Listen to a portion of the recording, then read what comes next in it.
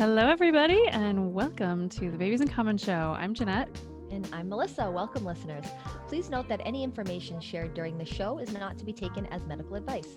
Please consult your own care providers for questions about you or your baby's health and visit babiesincommon.com/disclaimer to read more.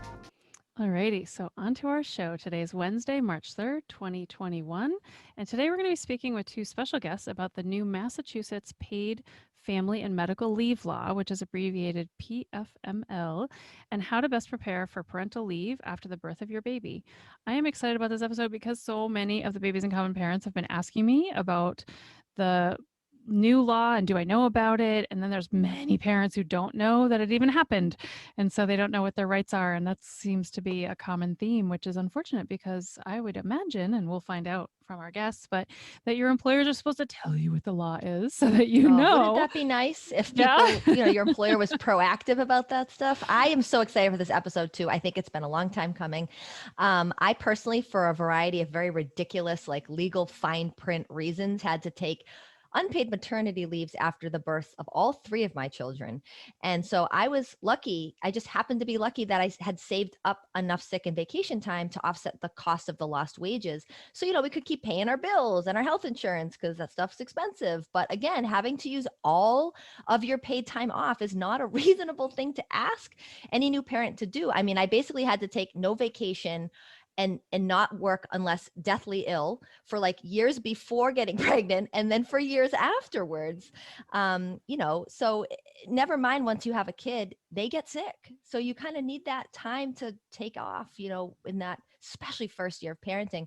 My pediatrician told me that children will have on average 4 major respiratory illnesses in the first year and the first 5 years of their life each year. I was going to say the first year. That's a lot. Like that's a lot. I mean, because I was like probably crying again at the pediatrician's appointment, like, oh, he's got another ear infection or another, and then she's like, yeah, no, this is normal. He's totally fine. They get sick, they got to build the immune system. If you don't have any sick time, how are you supposed to survive? So I digress, of course, always. Let's learn a little bit more about our guests that are going to help our listeners get more prepared for their parental leave, shall we, Jeanette? Yes, we shall. All right. So our first guest is Amanda Hemm, and Amanda has been working with new families since 2014 as a postpartum doula, a lactation educator, and a facilitator of new parent groups. And Amanda grew up in central Vermont before heading to Salisbury University in Maryland. Do they say Salisbury or Salisbury? They say Salisbury, like There we go. Salisbury steak, Yes. which All is right. the old joke. In Maryland, and for undergrad, and then she went to Temple University for her international MBA. Ooh, sounds cool. After spending a number of years working at a behavioral health technology firm, Amanda jumped into the perinatal world and hasn't looked back. She now lives in Middlesex County, Massachusetts, with her husband and their 2 kids, ages 10 and 12. And she has spent some of the pandemic rekindling her love of caning chairs, which I have gotten to see on Facebook, and it's an amazing skill. It's wild. That stuff is hard. She's also co-founder of Soutiens, a company that consults with organizations about how to best support working parents, with our second guest, Sarah Douglas. That is true. Our second guest, Sarah Douglas, is a postpartum doula, new parent educator, and baby wearing consultant, and has been supporting new and growing families since 2015. She's particularly passionate about helping parents feel successful in their transformation, not just from expectant parent to new parent, but from new parent to new working parent, which is one of the reasons I'm so excited to have her on the show today, because there are so many working parents in our Babies in Common community. Sarah grew up in the woods of New Hampshire and studied biology at Hamilton College well before the hit musical made it a household name, and now lives in the suburbs of Massachusetts with her husband and 3 sweet littles, though at 13, the oldest would claim she is not a little any longer. Yeah. Oh, my heart, when my Marcy is a teenager, I don't even know what I'm going to do. So many, kudos to you. Before entering the perinatal world, she worked as a research assistant at a major Boston teaching hospital. And not to be outdone by her business partner in the 17th century domestic art skills, Sarah enjoys making maple syrup from the 4 little trees on her property. Oh my I feel like I need to learn like basket weaving or something. I have not been practicing my 17th century. And our last guest is really good at crocheting and knitting and all that she's stuff. phenomenal. Yeah, I know. I gotta start doing some more handiwork, I think. So Sarah and Amanda, thank you for coming on our show. Well, thank you so much for having us. We're really happy to be here. And I definitely fully endorse picking up some manual skills. I think it's a really good complement to all of the technology that we're in the middle of right now. And just when the wanna- apocalypse comes, we're gonna need someone to We make can have our a chair to chairs sit on. I want to come clean on the making maple syrup bit. It's really an excuse in March to sit outside at a big fire, ignore my kids, and just sit with this maple steam all day. It's beautiful. Oh, that sounds great. I actually, my niece's name is Maple, named Oh. after her grandfather, who has been making maple syrup and maple sugar for he's in his 80s, so very long time. And so I had never been around maple syrup making until I met my husband and, met his brother and sister-in-law. But the process of, rendering down the sap, and you kind of drink it like maple water. that is Absolutely delightful. definitely a New England delight, man. I think so. Maybe one day I'll be able to join you around that bonfire when we can all get together again. That would be lovely. So Yum. I have been following your company Soutiens on social media ever since you presented about the then newly passed mass paid family medical leave law at the Partners in Perinatal Health Conference a few years ago. You were fabulous, by the way. I just loved your presentation. And so when I saw that you had a blog post that you wrote back in December, popped up in my newsfeed, I sent you a message almost immediately because you're, like I said, both such amazing speakers at the conference. And I just was really hoping that you would want to be on our show. And so again, thank you for saying yes. We are so happy to be here. Jeanette, you alluded to this earlier. We know that when expectant parents start to think about having a baby from like their work perspective, their career perspective, the first thing that comes to mind is, what are the benefits that are eligible to me? And, over time, we've talked about this paid family and medical leave for a couple of years now. It's been really exciting to see it come to fruition, and it's totally changed the landscape. So it's been really, it's been really wonderful to see that come. You guys had a great disclaimer at the beginning of your show. We're going to have one too, which is we're not employment lawyers. That's not our specialty.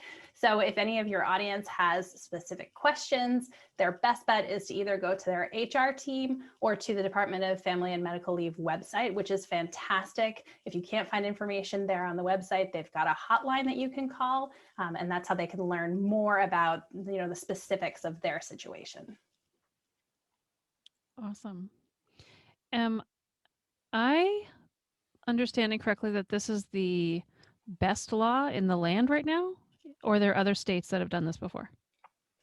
There are a handful of states that have had these things in the works for a while. What makes Massachusetts so unique is how progressive it is. And we're going to get into that in a little bit, but particularly around the language that's used to describe family and who's eligible for benefits. When we thought about the FMLA laws, again, we'll talk about this in a little bit, they were very specific. They were very gendered. They were very, specific into who they applied to.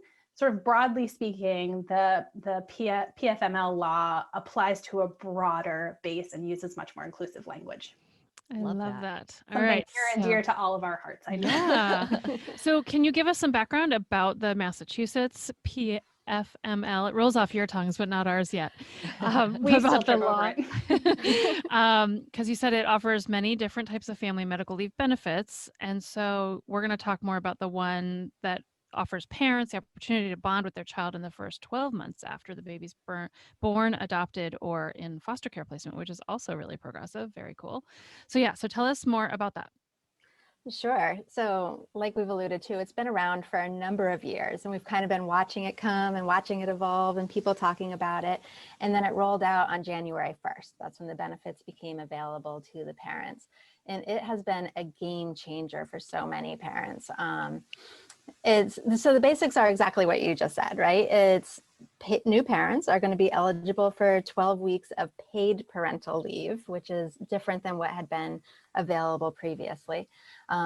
And it's for all the different ways that your family grows: birth, adoption, foster care. And that's one of those things that does make it more progressive than some of the laws that have been on the books either previously or in other states. So one of the cool things about this law is that it applies to both parents. So it's not just a maternity leave law, it is really a parental leave. And that is something that makes it unique as well. So the bonding time is what they're calling the family leave. I love that because, right, I that's do what we do. too. We want everyone to bond with their babies. Because it's not just about recovery from childbirth, which is important, but No. it is so much more than that, especially since there's only going to be one parent that's likely going to be recovering, quote, physically from the birth of the baby, if that's how they have welcomed the child into their family. That doesn't mean the other parent doesn't need time to care for their child, care for their loved one, and bond as a family. I mean, that's so important. Exactly. And the bonding time can be taken anytime in that first 12 months of life, which allows the family to have a lot of creativity. If they want to take it together, if the parents want to split their time, if you want to do it intermittently over the 12 months, there's a lot of different ways that can be applied, and that flexibility is super important to working parents. And one loophole that I love, and it's kind of the 2020 loophole because it just started, is because you have the full 12 months in order to take this time, if you had a baby in, anytime after now, what's March 3rd in 2020, you can still take your time. Because it can be any time in the child's first year of life. First year of life. Okay. So say you had a baby in June, you might have taken your parental leave or whatever was given at your company at that time, but now the new Massachusetts paid parental leave could still be applied until June of 2021. Does that make sense? Yeah. Yes. Yeah. It's So I amazing. think especially this year where everyone's been hit so hard with everything that's going on in the world, this is just a real gift. And remote schooling and working from home and and lost wages. I think this is huge. And I don't know if everybody knows that. So if you had a quarantine baby, literally from March, Yes. Yeah. Right. you- You get a bonus. So Right. more people were moving to Massachusetts over the last 20 years because we also have a very progressive law that most companies, but not all, have to cover fertility treatments. So now we're going to have even more people moving to Massachusetts because they can get this opportunity, I And think. hopefully it's going to spread state to state, but Right. we'll see. So one thing that I did want to make sure that your listeners knew is that it wasn't 100% paid. So there is a maximum. Maximum is $850 a week. And the calculation of how they come up with that really varies depending on how much money you make on an average weekly basis. But there is a great calculator right on the website, so people can just go and listen and look for that. And then the other loophole that I've heard about with intermittent success is that this is a bonding time, but there's also a medical time.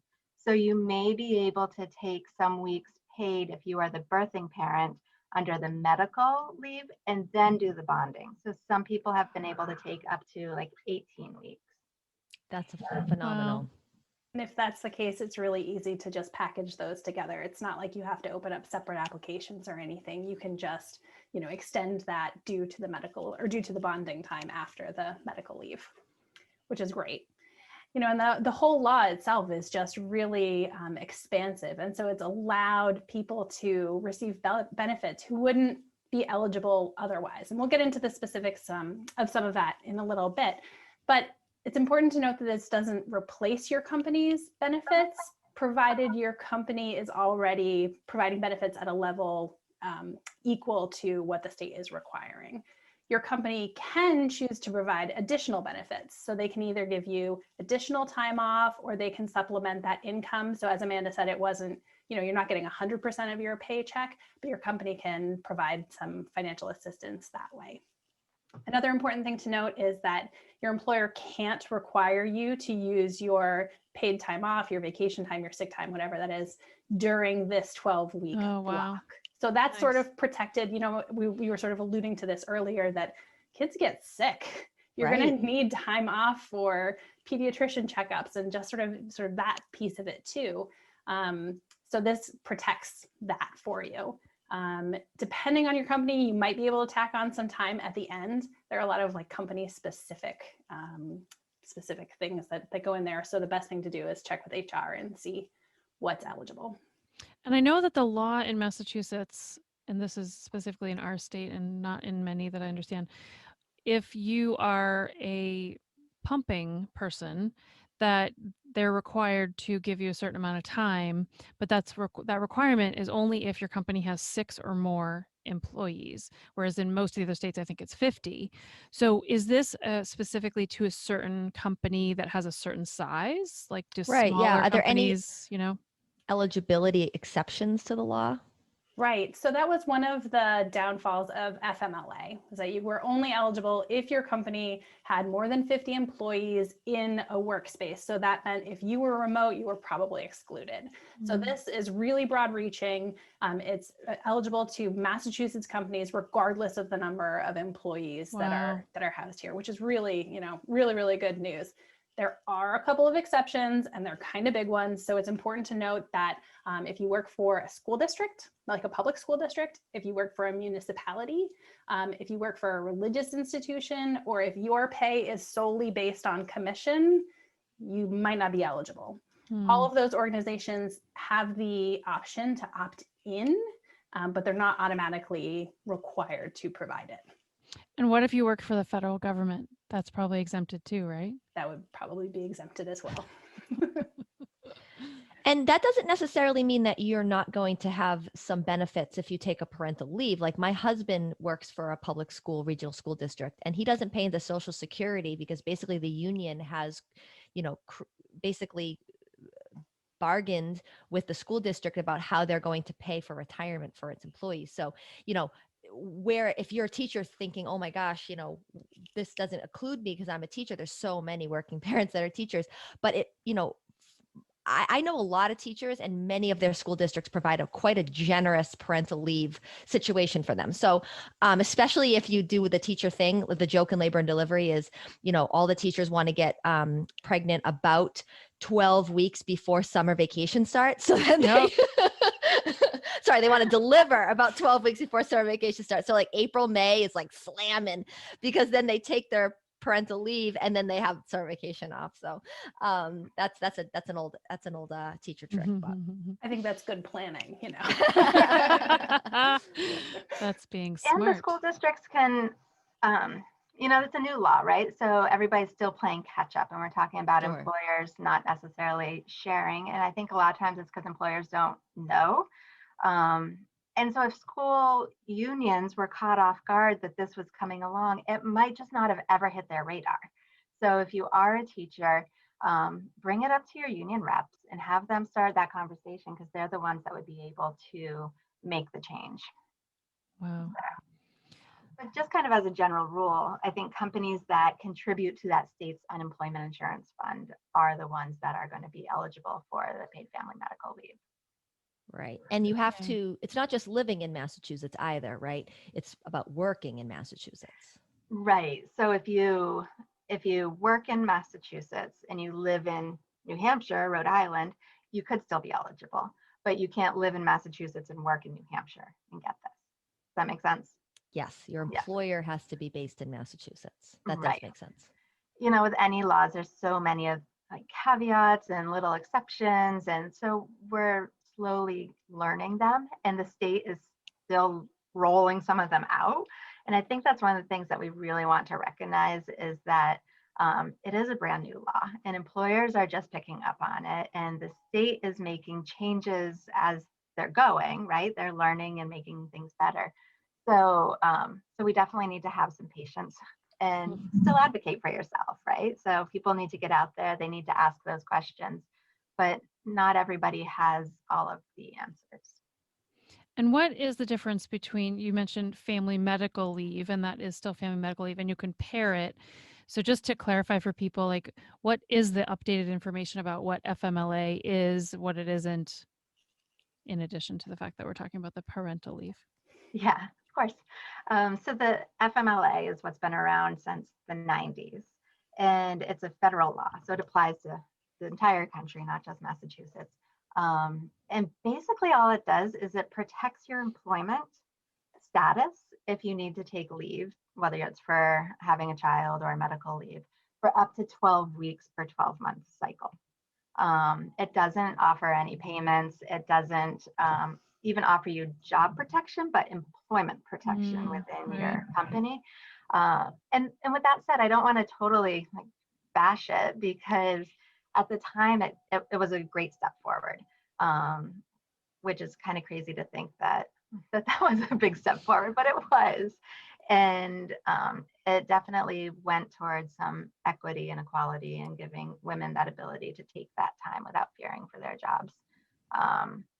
But there are a lot of constraints with FMLA, like Sarah was talking about earlier. And so when you really look at who it applies to, it's still only about half of the employees in the US. And without any paid leave, that's a major downfall of it. Well, also, I think you guys would know better, but from last I heard, I think it was the United States, Papua New Guinea, and Oman that don't allow, like, we're the only places in the world that don't automatically have at least 6 months of parental leave. Is that right? I'm not sure if it's 6 months, but yeah, we're the only ones that don't have automatic parental leave. In the whole world. In the whole world. You know? Yeah, it's pretty sad. I mean, we're laughing, but it's not a funny ha-ha. It's crazy. like, Right, oh, no. God. Yeah, I always go back to, and I've said this on here before, so I'll be repeating myself a little if somebody heard it already, but my lactation consultant friends up in Canada are like, what is the stuff about pumping? We don't know pumps. Nobody pumps in Canada because they stay home the whole first year. It's just like not a thing that they talk about up there. Yeah. So they're always like, I have my first pumping client in like 2 years. Like, I don't know anything about pumps. Can you guys tell me something? And we're like, what? that I makes pump me with so almost every sad. single, almost every client. There's some pumping we do. Like, it's just like Yeah. totally Yeah. different. Yeah. Wow. Well, this happened to me actually. So like I said, I have 3 kids. With my first, I didn't have to, but I was working labor and delivery at the time at a hospital in Cambridge. I was doing 12 or 8-hour shifts, 40 hours a week, day or night rotation. And it was no rhyme or reason. They could have me on day shift one day, then a week of nights, then a week of days, then 2 weeks of nights, right? So, and it was also every other weekend, and the schedule changed every week. So there was literally no predictability, no set schedule. I didn't even know whether I was going to be working in the daytime or the nighttime. So I was trying to figure out, how am I going to do this and arrange for childcare for my baby? If I literally, unless I get like a live-in nanny, which wasn't within our budget, I didn't know how I was going to pull it off. That's And also so- just cruel. Can we just like say that? Like, I No, it's cannot very comprehend. cruel. Like, and how is that helpful for the schedulers? I don't comprehend like how that can be No, better. It's not the helpful. scheduling and nursing, yeah, Ugh. it's a big controversy. So Mm. anyway, this particular hospital would not work with me at all. I tried. I was like, is there any way that I will work every weekend for you in exchange for a set 2 days during the week? Or, can I just have, night shift or whatever? And it was like, nope, we need you to rotate. So I chose at 32 weeks, I took an office job with some of the doctors that I actually worked with at the hospital that caught babies. They offered me a job in their office. So, and that's why I was an office nurse for 4 years. But in doing that at 32 weeks pregnant, now I'm a new employee at a new hospital. So I was lucky that I could cash out, quote unquote, my unused sick time, right? So I got a check for that. And I had been saving it since I'd been trying to get pregnant for a few years in anticipation of having to use it. But then I start this new job and now I'm a new employee. And so I'm 32 weeks pregnant. I have my baby at 38 weeks. I'm not an employee for 3 months yet. So I'm not considered a qualified employee for job protection. So I'm between a rock and a hard place. There are a lot of people that have to change jobs when they find out they're pregnant for a variety of reasons, childcare or just their safety or their health or whatever, right? And it's like, you can't change a job because now you're a new employee. You can't get a new job because now you're a new employee. It's almost like you cannot win. And so I basically said to them when they were like, oh yeah, you don't qualify, when I talked to HR for any type of job protection, I was like, are you honestly going to hire me?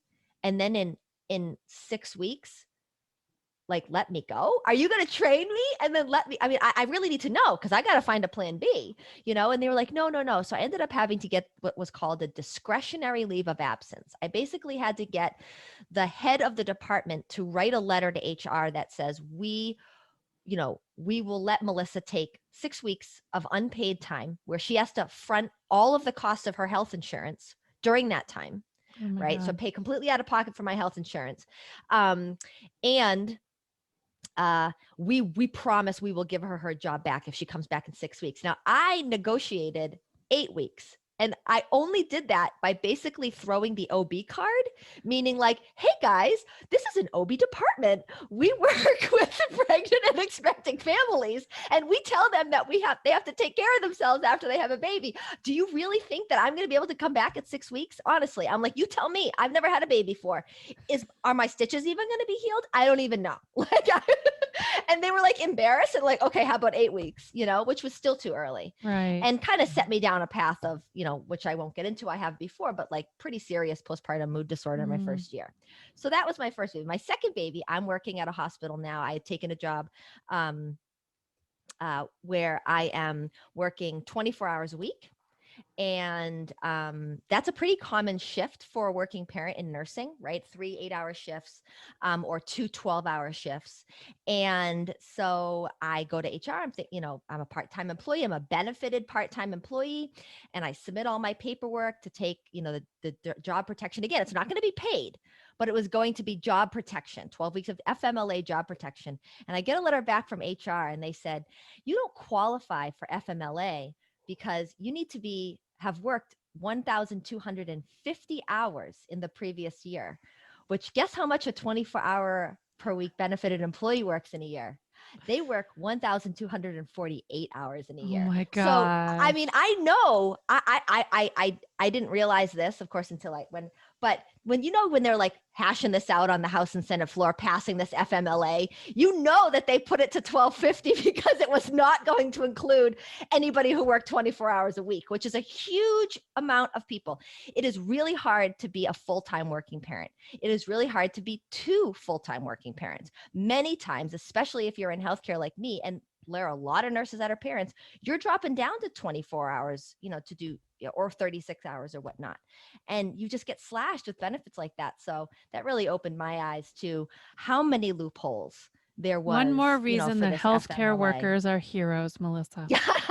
No, but you know what I'm saying? Like I'm thinking I'm a benefited part-time Yeah. employee, 24 hours a week. It didn't matter if I had, worked extra hours. It was what I was contracted for. Oh, okay. So it wasn't even that you hadn't. Oh, wow. Right. I was And like, you also, could just go to one more meeting and you would have been you would have had the 2 hours. But yeah. no. So there's just so many loopholes like that to where FMLA, and again, so what I had to do was get a discretionary leave of absence. I basically went into my boss's office and I said, I will not come back before 12 weeks. I did that with my first baby and I spiraled into horrible postpartum depression and I suffered needlessly for it. And I'm not, so tell me now because I will just resign. And we'll just wash our hands of all of this and I will see you later because I'm not doing that. And she was like, no, we don't want to lose you. And lucky enough, I was she didn't want to lose me, but not everybody can do that. Can go into their boss's office and say, give me 12 weeks or I'm not coming back. And again, I was fighting for unpaid time. Right. I was just fighting for my job back, So anyway. And we laugh and we shake our heads, but the reality is, and you work with expectant parents, this is like one of the last things that they need to be fighting about is with their job, how much time they should be eligible to get off, especially if you're recovering from birth. I mean, that is just crazy to me that we can expect people to come back to work within, we've heard cases of like 2 or 3 weeks, which is insane. That's just absolutely crazy. And you're right, FMLA had a whole bunch of loopholes. It was great as a starting place. Like Amanda said, back in the 90s when this was just coming up in conversation, it was a great starting place for talking about family-centric policies. And it, launched all these bigger conversations about the role that organizations and companies have in supporting parents. The problem was that it was really applied to like mainstream culture, in sort of that traditional way. The dominant culture benefits from whatever the new law is. And in this case, it disproportionately left out lower income families, which then again, disproportionately leaves out families of color. And so it just, had some major pitfalls. And that's what makes the PFML, I trip over it too, so progressive. It's got increased access to benefits. It's the way the payment is structured. It provides equitable pay across all income levels, and it's really got that progressive definition of families, which I know from following you all on social media. That's something that you're passionate about, and we are too. Recognizing that families are made in a whole bunch of different ways, and to have a law now that recognizes and honors that, I feel like is a, again, it's not going to be perfect, but is a big step forward. I wish it didn't take so long. I mean, I was 9 when FMLA was passed, and I'm 37 now. So, Perspective. That's yeah, but. So can you guys, before we go, like that was amazing, is there anything else you want to add? And then I also want to ask you a little bit about your company, what you do. So anything we missed? Anything else you want to add about what families should know about this new law? Like how do you I think that those are the big HR? things. I think that the underlying message is talk to your HR, talk to the state, try to learn. It's on you, unfortunately, as a new parent to try to suss this out and figure it out. But if you need some help, we're certainly happy to help point people in the right direction and to provide those resources. Yeah, I encourage. Oh, sorry. I was just gonna say the website you said was really good. Is it just pfmla.gov? If you go to No. mass.gov and just It's search mass.gov, PFML, right. yeah, it's going to be all in there. Yeah. So please do. I encourage our listeners, go to mass.gov and search for PFML, paid family medical leave, and learn more about it. As Amanda and Sarah have said, also speak to your HR department. And, sometimes you are going to have to be your own advocate. Like they mentioned, your HR department, this is a newly enacted law. It was passed a couple of years ago, but it didn't start working until January 1st of this year, 2021. So the HR departments, especially with everything with the pandemic and, people not working in the office and being able to collaborate in the same ways, I'm sure HR departments all over the state are kind of buzzing a little bit with this, trying to get people answers. So you might have to be persistent. You might have to, send them the links to the website or whatnot. Yeah. So don't give up. This is a benefit that we're paying for through taxes, and you should take it. It's not an entitlement. It's important. So I want to talk a little bit more about the work that you guys do and what you're passionate about, because as you know, figuring out a financial plan for your parental leave is only one important part of preparing for life after a baby, right? And so your company website says, at Soutiens, we are on a mission to help companies attract, retain, and support confident working parents. We specialize in developing comprehensive programming to help working parents who are juggling the priorities of career and parenthood. So I was wondering if you could briefly tell us about the personal experiences that you guys had as working parents that inspired your business, which helps companies and parents function better and together. Yeah.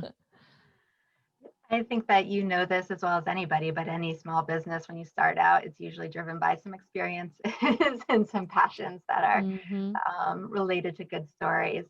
And I do have to say that my transition into parenthood, working in the corporate world, was fairly smooth. I look back at it and I wonder how much of it was my own ignorance, as I nearly passed up a promotion because I was pregnant and didn't think I could. And like now I'm like, what was I thinking? But I was just young and naive, right? That's kind of where I was. And I had an amazing boss when I got back who already had filled in my calendar and 3 times a day meal preparation. So it was his way of saying, like, we totally understand you're going to pump and you need to take that time. Wow, that is a nice boss.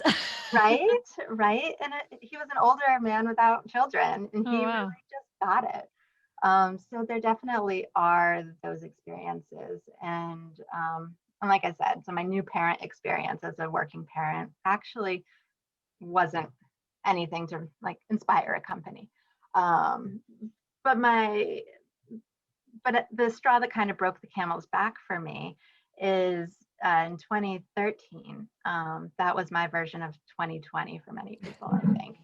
And by the end of the year, my daughter, who was in kindergarten, was diagnosed with type 1 diabetes, which many people are familiar with, but many people aren't. It's a chronic illness that requires monitoring around the clock of what her blood sugars are, what she's eating, how much insulin she's getting. And especially when it's a brand new diagnosis, there's a huge learning curve for 3 For weeks after. everybody in the family. Mm. It Oh, yeah. is Yeah, for truly every everybody. member. Every member. And then 3 weeks after she was diagnosed, my husband had this massive knee surgery where they cut off his shin bone and realigned it, and new ligaments and cartilage and all sorts of stuff. So he was laid up for a couple of months. And so I'm juggling taking my daughter to her doctor's appointments, getting everything all situated, trying to do that learning curve, like newborn schedule, up every 2 hours at night, checking blood sugars. My husband is stuck in bed with his knee in a passive motion machine. And my boss, who was a mother of 3, who had 3 kids that were under 5 at that time, says to me, "Isn't there anybody else who can take all of these people to your doctor's appointments? Like, why does it have to be you?" And I'm like, who else is it going to be? Right? This is my job as mom. This is my job as spouse. Like, I'm taking care of things. And in my more gracious moments, I say, "Oh, maybe she was trying to help me problem solve, and it just came out wrong, and I took it wrong." But I don't know. She had grandparents around. She had her spouse at home to help take care of everybody. And I think that she just didn't get it. She didn't understand.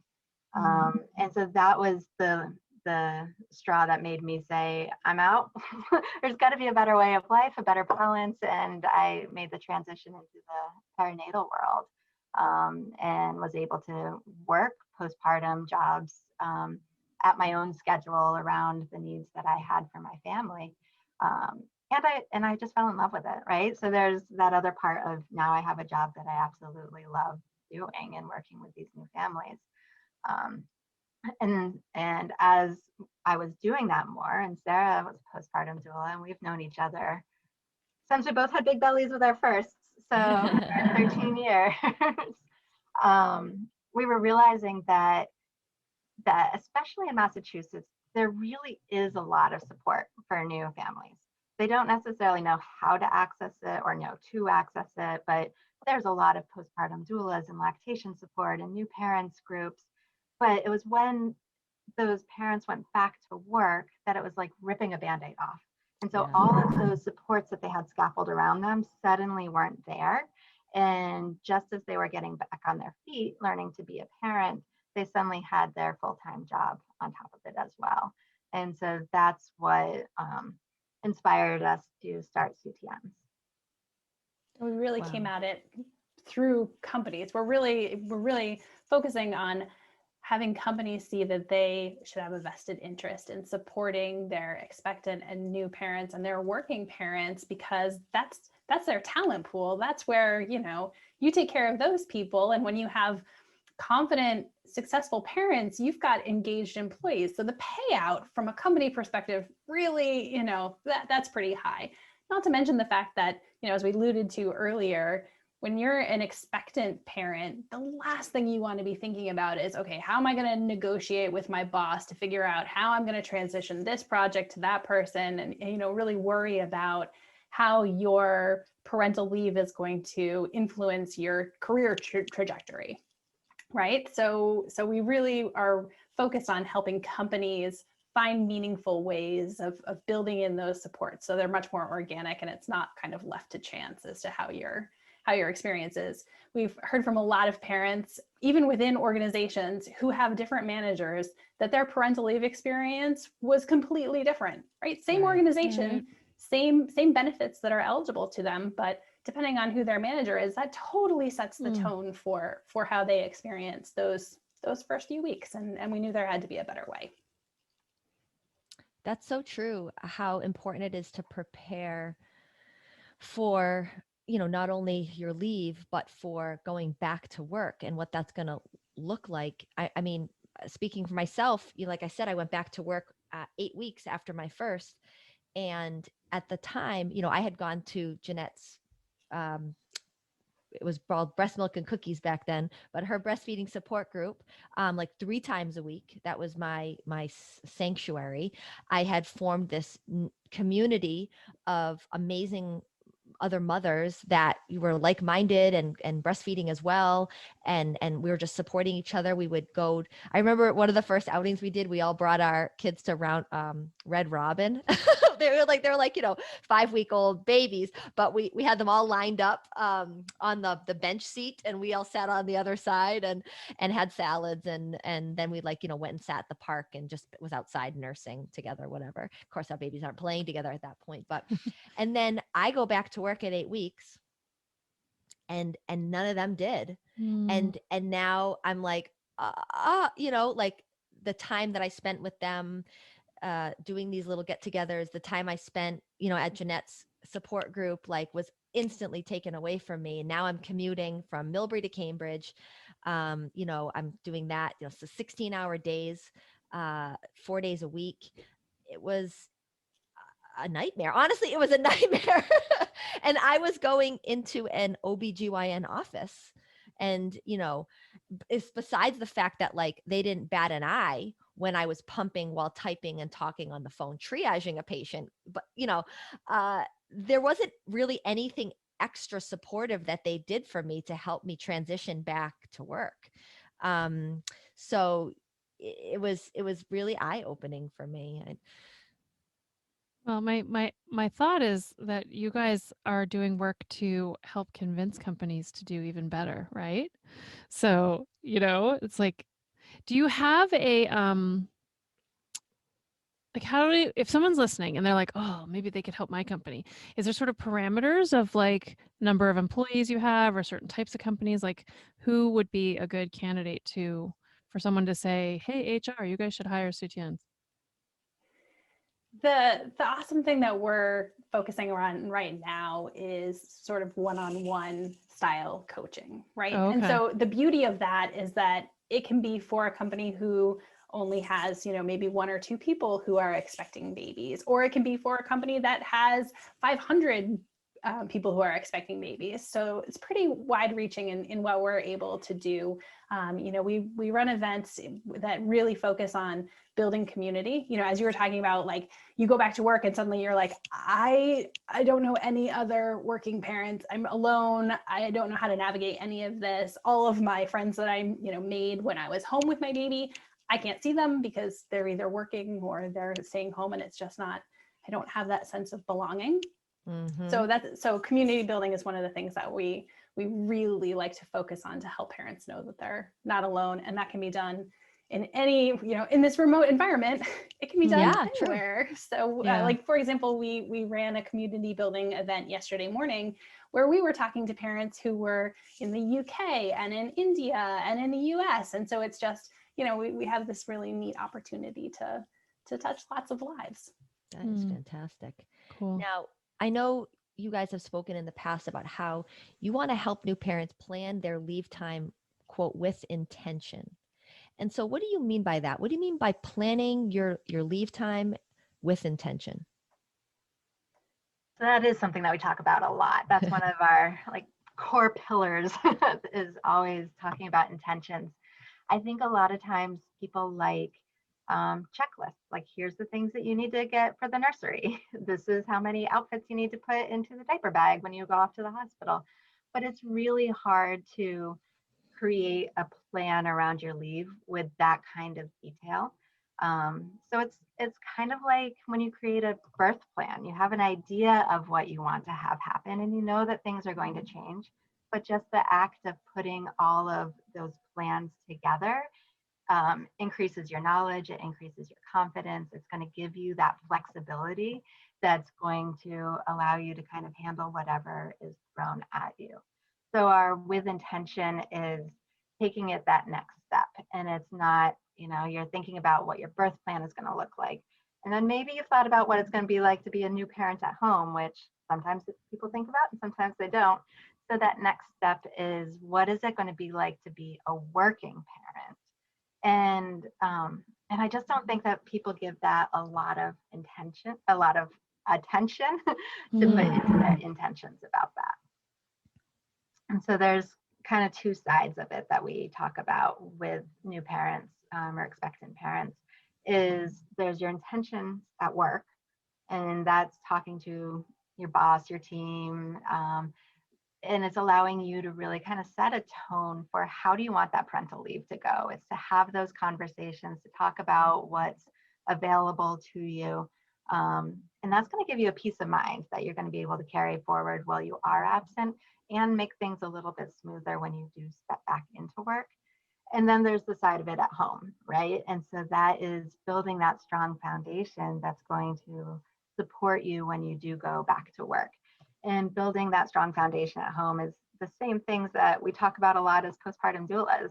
It's finding your community and building up your support network around you, finding resources that are going to be able to help. But it's also about setting expectations and communicating those and figuring out your new roles and responsibility with your partners, and just kind of learning who you are as a parent. I love that. People are like always It's so thinking like right important. away, you know, what am I going to do in the first few weeks? But on the other hand, I will say, like, I hear a lot of parents who have a 1 or 2 week old and they're already pumping because they're going to have to go back to work. I'm like, I know, but that's a long time from now in your baby's life, you know, or they're like just thinking about, but I'm going to have to go back to work. Well, this 3-week-old, like, he's not sleeping really well, but I don't know how I'm going to handle that when I go back to work. I'm like, that's a long time from now. Even if you had to go back at 8 weeks, that's still 5 weeks away, you know? And so I think they're worried about going back to work, but at the expense of enjoying the time they have. On the other hand, you are going one step further, and it's not just that I have to go back to work. It's the, okay, once I do go back to work, what's my pumping schedule going to be? How much time do I have off? Do I start work on a Monday? I don't recommend that. Start work on a Friday, have the weekend, then work on a Monday, then stay home on Tuesday, then work on a Wednesday, then stay home on Thursday, then work on Friday. Like, ease into it if you Mhm. Right. possibly can, even if you just start work a week earlier, right?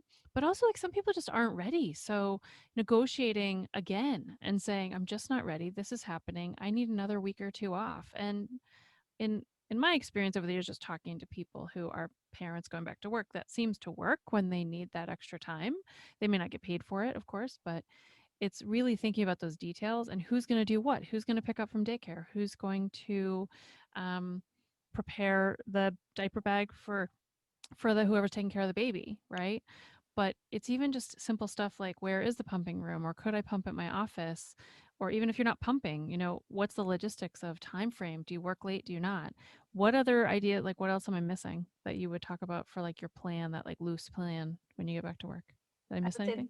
there's a lot of contingency planning, like Right. what happens when the baby gets sick, who's going to stay home, what happens when the baby has a blowout on my shirt as we're headed out the door, how am I going to, like, it's those little things that will Yeah. kind of, you know, sidetrack your entire day. And if you can spend a little bit of time and not like obsess about it, like don't start thinking about it at week 1, that's, you know, you're going to make yourself, you know, just feel really anxious. But if you start thinking about some of those things, then you're going to be able to roll with stuff a little bit easier. And even that, you know, if you're not able to, Amanda calls it starting on the downhill, right? If you can like start later on in the week and maybe go to work, you know, Thursday and Friday the first week, even if that's not an option, think through some of the things you do have control over. Like, Sure. how are you going to handle meals that first week back? Like, keep it simple. And then give yourself all the kudos for making it through that first day, right? Like, that first day is tough. It just is going to be. But the next day is going to get a little bit easier. And over time, not instantaneously, over time, you're going to be like, you're going to be able to look in the rearview mirror and think, okay, I did that. I was successful. So I can speak about this personally. I know I was terrified about going back to work from, I think, the second he came out of my vagina because, you know, it was, oh my God, I just was like overwhelmed by the rawness and realness of the immediate postpartum period. And the issue is, though, right, that I was like, I've got to start pumping. Because I didn't really think about the things that Amanda and Sarah were saying. I didn't know even to think about those things. Now, as you're speaking about contingency plans and the blowout on your shirt, and what if you leave the house late because your kid is, you know, getting to work late because your kid is, you know, it takes too long to get out of the house or whatever. Like, I didn't even know what I didn't know. Now that all makes sense. I'm like, oh, of course it's so second nature now because I've been a parent for 8 years. But back then I didn't know what I didn't know. I, I didn't even know how to prepare. And so I wish I had had somebody like you, that, you know, either, I'm sure you guys do you do like one-on-one coaching with parents? And also I'm sure you have perhaps like readable paid resources and free resources on your website as well. Sure. I feel like, if you are that person that's like, oh my God, I've got to start pumping now, and the baby is 12 hours old because I'm going back to work in 8 or 12 weeks, take a deep breath, get through the first 2 to 3 weeks, right? Get breastfeeding if that's how you're planning to feed your baby, get that established. Come out of the fog of the baby blues, right? That roller coaster of emotions. But then instead of just panicking about the date getting closer, be a little bit proactive about maybe visiting your website and learning about the things you don't even know to think about, right? Because it's going to decrease your anxiety. Same thing I say with childbirth class. When I meet people and I'm like, hey, you taking childbirth class? And they're like, no, it's just going to make me more nervous. I don't even want to think about it. I just want la, la, la, la, la. It's like, you can do that. You can totally do that. And people do that, but I don't recommend it. And that's not what, population wise, the research says is going to give you the most positive and empowering birth experience. Yes, it could all work out. Yes, you could have that boss like Amanda that penciled in your meal preparation time, but that's not going to be the most likely scenario. And so while it might seem anxiety provoking to start to think about those things, it might actually decrease your anxiety to have somewhat of a basic skeleton of something to go off of. And then knowing that you're going to have to be flexible, just like a birth plan, Amanda, right? Like you're going to have to be flexible because things are out of your control. Some things are out of your control. But like Sarah said, what things are in your control, right? Don't focus on what's out of your control, what's in your control. And one thing that really helped me was, I left an inpatient hospital job for an outpatient hospital job, but I had been a labor and delivery nurse for 7 years by that point. So you have to get to work on time, right? Because somebody else has to leave to go pick up their kids. And like, you have to get your patient assignment, and you can't be late to a job as a floor nurse. But you know what? I could be late to a job as an office nurse. And I had to really give myself permission that if I was having a morning where shit was hitting the fan, you know what? If they had to take a couple phone calls and write them down until I got there, the woman who was having issues with her constipation could wait until I got there for me to call her back. And if it was truly an emergency, they could interrupt a doctor and a nurse practitioner, right? And would that be ideal? No. But I had to give myself that permission that I wasn't, and honestly, it didn't even happen that often that I was late to work, but it was such an anxiety provoking thing to think about. Like, what if I was late and I missed, the phones opening up? And so sometimes it's even just having someone to run through scenarios like that, with perspective like you guys have as not only professionals, but parents. One of the things that we offer are sort of those tangible, actionable, concrete checklisty type things, right? For that return to work. For if we can even talk to people as they are expecting, then we can lay some of that foundational stuff and talk about what it is that you like about your job. Why do you enjoy working? Because being able to keep that in mind as you're going through this process helps to alleviate some of that anxiety as you head back to work, right? Remembering, oh, right, I really enjoy, using my brain for this thing, or I work for the money, and that's a perfectly legitimate, let's just be clear, that's a perfectly legitimate reason to like a job. So if we can lay some of that stuff down before you even go on leave, that makes the process a little more smooth and helps just to build that arc so that when you are returning to work, you're able to do it from a place of strength rather than from a place of being overwhelmed. That's true. Or, leaving a job that maybe you didn't want to leave because by the end of your maternity leave, you're just so overwhelmed with the thought of how you're going to pull it off that you just leave. Because I've known plenty of people who have done that. It was never their intention to not go back to work.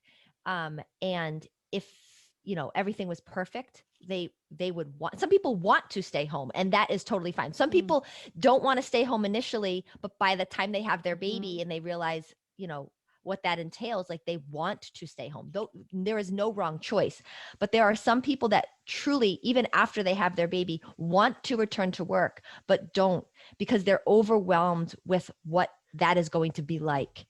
And so, I mean, if that's you, know that there's resources for you. There's so much wisdom in your professional and personal experiences. Awesome.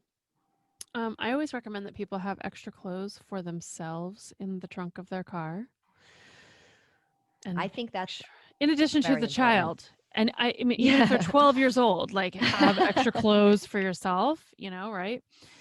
So what are the 3 most important things that you would say as we finish up, like what new parents should think about if they want to return? You've mentioned some, but like what are 3 key pieces? I think just to kind of play off of that, I used to drop off my daughter wearing my husband's t-shirt over my work clothes because she was a notorious spitter. And I knew that I couldn't get her to daycare and dropped off in one piece. So then I would just peel off the shirt and be good to go. Love that. So I think 3 big things we've talked about a lot, but one is really to understand the importance of community and to actively work to build a community. So who are the other working parents in your organization that you can turn to for support? How can you build up your community around your home life to make that easier? What are those professional resources that can help you through this transition? Because we really aren't meant to parent alone, right? And we forget that. So finding that extra support is definitely my number 1 thing.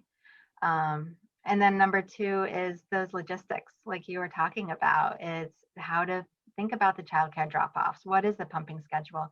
How has your work shifted?